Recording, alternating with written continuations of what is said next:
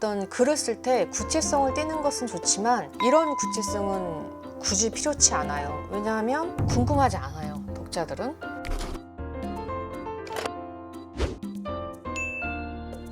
번화한 글쓰기를 약속합니다. 여기는 써드림 첨삭소입니다. 써드림 첨삭소에서는 다양한 글들을 작가가 직접 첨삭해드리는데요. 저는 오늘 첨삭을 맡은 유선경 작가입니다. 저는 최근에 신작 하루 한 장 나의 어휘력을 위한 필사 노트라는 책으로 독자분들과 만나고 있습니다. 반갑습니다. 오늘의 글쓴이는 10개월 아이를 키우는 엄마 발케미님입니다. 좋아하는 작가님께서 글을 읽어봐 주신다고 하니 뭔가 두려우면서도 두근거리는데요. 혼자 끄적끄적 써온 것들이 다른 사람의 눈과 마음엔 어떻게 읽히는지 궁금해 남겨봅니다. 하시면서 원하는 첨삭 포인트는 제가 느낀 그대로를 말해주길 바라셨어요. 원고를 한번 보겠습니다. 저는 이 발케미님의 산문을 보면서 초보 엄마로서의 혼란스러운 감정이 아닌 척 하면서도 너무 다 온전히 묻어 있어서 재미있게 읽었어요. 그러니까 앞에 4문장 정도가 잠에 대한 이야기가 구체적으로 나옵니다. 1월의 마지막 날 긴 시간, 2월 1일 새벽 4시, 그 다음에 밤 10시, 2월 2일 새벽 5시의 기상. 어떤 글을 쓸 때 구체성을 띠는 것은 좋지만 이런 구체성은 굳이 필요치 않아요. 왜냐하면 궁금하지 않아요, 독자들은. 내가 전달하고자 하는 감정이 무엇인가 여기에 더 포인트를 맞춰주시면 좋겠어요. 그래서 이 문장에 담긴 발케미님의 감정이 무엇일까 제가 추측하건대 실컷 잠을 자본 게 언제인지 모르겠습니다. 요즘은 아무리 피곤해도 새벽이면 저절로 눈꺼풀이 올라갑니다. 구체적으로 꼼꼼히 써주신 문장이라서 아깝지만 과감하게 삭제를 하고 이렇게 2문장으로 바꿨어요.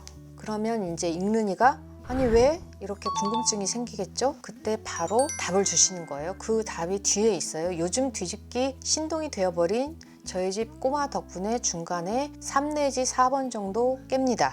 저희 집 꼬마 이런 표현들을 엄마들이 많이 쓰시는데 저는 이게 그렇게 좋아 보이진 않아요. 요즘 뒤집기 신동이 된 10개월 아들 때문이에요. 이렇게 바꾸겠습니다.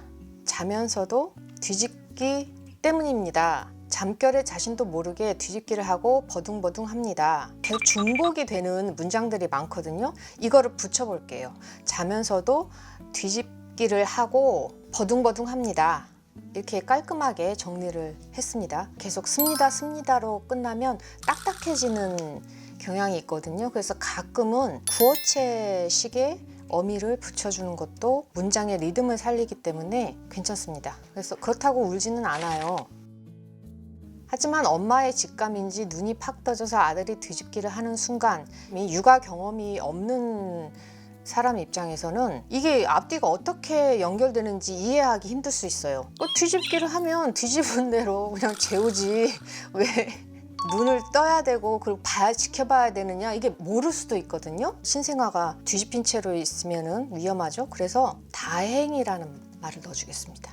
다행히 아들이 뒤집기를 하는 순간이나 하고 나서 팔다리를 버둥거리는 순간 쉬어가겠습니다. 엄마의 직감으로 눈을 팍 떠진다고 그랬는데 뜨입니다. 뜨다는 눈을 말 그대로 감았다 뜨는 게 뜨다라고 하는 거거든요. 떠진다라고 할 때는 눈을 뜨고 있는데 더 크게 뜰 때 떠진다고 하고요. 땅 짚고 헤엄치는 아들을 바르게 눕혀주고 다시 잠을 잡니다. 잠을 잡니다 라기보다는 잠을 청합니다. 하루의 절반 이상은 엎드린 자세로 있는 아들을 가만히 보기도 하고 귀여운 모습에 웃으며 보기도 하고 이제는 그만 뒤집거라 하며 협박 아닌 협박을 하기도 합니다. 최대한 절제를 하시면서 쓰시는데 저는 그 심경이 너무 읽히는 거예요. 그래서 이거를 좀 더 간결하게 줄여보겠습니다. 아들은 귀엽고 사랑스럽지만 나는 힘들고 이런 혼란스러운 감정을 뒤에 있던 문장을 충돌되게끔 앞으로 돌렸습니다. 이 문단에서는 엄마가 칭찬을 하든지 협박을 하든지 아들은 관심 없습니다. 이 발케미님의 산문에서 특징이 제가, 내가 뭐 이런 1인칭 주어가 없이 엄마라는 대명사를 쓰고 있거든요. 이거를 엄마가가 아니라 제가로 바꿔보겠습니다. 이게 엄마가 라고 하면은 이 화자가 말하는 감정이 약간 거리감 있게 다가오고요. 내가, 제가 하면은 좀 더 가깝게 공감이라든가 이입이 되거든요. 그래서 가끔 이거를 섞어서 해주시면 좋겠어요. 이제 뒤집는 건 일도 아니지 라는 표정으로 뿅 순식간에 뒤집고는 엄마를 보며 눈웃음을 짓습니다. 그러면서 엄마, 아들 요 단어가 계속 반복이 되죠. 엄마, 아들이라는 말을 다 빼보면 어떨까요? 빼면 안 될 것 같죠? 근데 빼도 말이 됩니다. 의외로 우리가 중요하다고 생각하는 그 어휘들, 그 대표적인 게 이런 대명사라든가 그다음에 접속사라든가 이런 거를 빼도 문장이 돼요. 다 빼도 누가 지금 이러고 있는지 알 수가 있어요. 충분히 이해가 가능해요. 그러면서 더 현장감이 전해지는 것 같지 않나요? 이렇게 해서 아들이라는 말과 접속사를 다 빼봤습니다.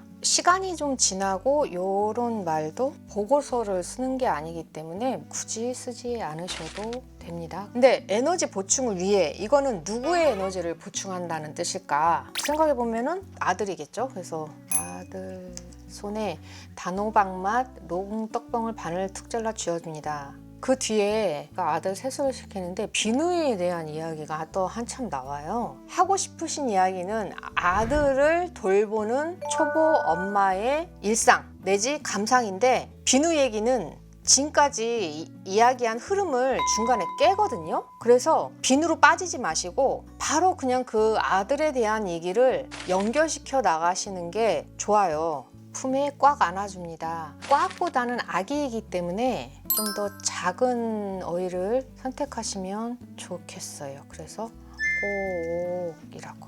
아들은 힘껏 소리내어 웃습니다. 힘껏이 좋을지 한껏이 좋을지 저라면 한껏이라고 하겠어요. 한껏 소리내어 웃습니다. 그 웃음에 엄마는 더 깊은 사랑에 빠집니다. 사랑으로 하루를 시작하고 새로운 사랑을 가득 채워 하루를 마무리합니다. 그리고 내일은 또 얼마나 큰 사랑을 채울지 기대하며 잠을 잡니다.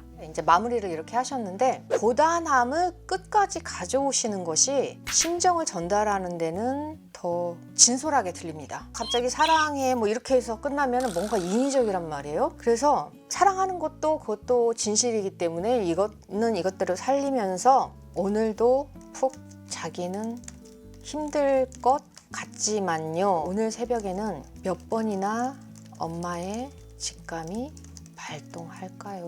뭐 이런 식으로 의문문으로 끝내주셔도 좋습니다. 발케미님 산문은 제가 손을 많이 봤는데요. 누구나 글을 쓰고 나면 퇴고를 하시잖아요. 그 수정의 방향점은 제목이 있고 없고에 따라서 많이 달라집니다. 그래서 제목을 정하시고 다시 퇴고를 하시면 글을 한결 수월하게 퇴고를 하실 수 있어요. 그래서 저는 이 발케미님의 산문의 제목을 매일 새로운 사랑에 빠지는 나라고 해봤어요. 만약에 제목만 보면은 이게 아기와의 육아 일상인지는 짐작이 안 될 거예요. 제목만 볼 때는. 그럴 때 어떤 반전을 주자는 의도도 있고요. 그래서 제목을 지으실 때는 앞으로 전개되는 내용에 가장 부합한 제목을 지어주셔도 좋지만 때로는 사람들이 오해할 수 있게 그런 제목을 지어주시는 것도 가끔 신선합니다. 이렇게 해서 발케미님의 산문을 보았습니다. 제가 수정한 글이 정답일 수는 없고요. 참고를 하시고 다시 계속 글을 쓰시는데 보탬이 됐으면 좋겠습니다.